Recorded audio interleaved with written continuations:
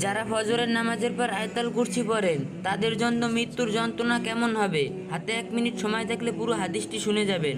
হযরত মুহাম্মদ সাল্লাল্লাহু আলাইহি সাল্লামের মৃত্যুর সময় যখন ঘনিয়ে এসেছে, নবীজির ঘরের দরজায় একজন কড়া নাড়াচ্ছেন। মা ফাতেমা রাদিয়াল্লাহু আনহা বললেন, বাবা, একজন নতুন লোক দেখলাম দরজার পাশে। নবীজি বললেন, দরজা খুলে দাও, তিনি আজরাইল আলাইহিস সালাম তোমাকে এতিম করতে এসেছে। ফাতেমা রাদিয়াল্লাহু আনহা দরজা খুলে দিলে প্রথম জিবরাইল আলাইহিস সালাম, পরে আজরাইল আলাইহিস সালাম ঘরে প্রবেশ করলো। হযরত জিবরাইল আলাইহিস সালাম বললেন, হে নবী, আজকে একজন নতুন ফেরেশতা এসেছে, যে ফেরেশতা দুনিয়ার কারো কাছে আসার সময় অনুমতি চায় না। আজকে আপনার কাছে অনুমতি চাইছে।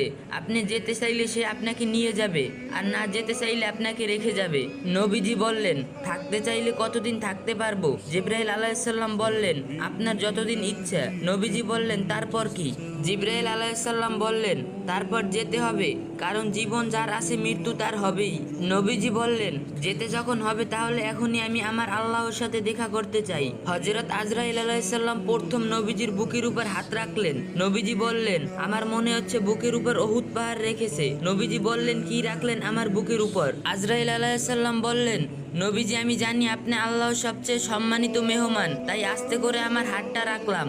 নবীজি বললেন, তোমার আস্তে করে রাখা হাতের যন্ত্রণা যদি উহুদ পাহাড় রাখা সম কষ্ট হয়, না জানি কত কষ্ট মৃত্যুর যন্ত্রণা। নবীজি বললেন, হে আজরাইল আলাইহিস সালাম, আজকে কথা দিয়ে যাও, মৃত্যুর যত কষ্ট আজকে আমাকে দিয়ে দাও, তবুও আমার দুর্বল উম্মতকে মৃত্যুর কষ্ট দিও না। আজরাইল আলাইহিস সালাম বললেন, হে নবী, আমি যেহেতু জান কবজ করব, আমি বলে দেই আপনি আপনার উম্মতকে বলে দেন তারা যেন 5 ওয়াক্ত ফরজ নামাজের পর আয়াতুল কুরসি পাঠ করে।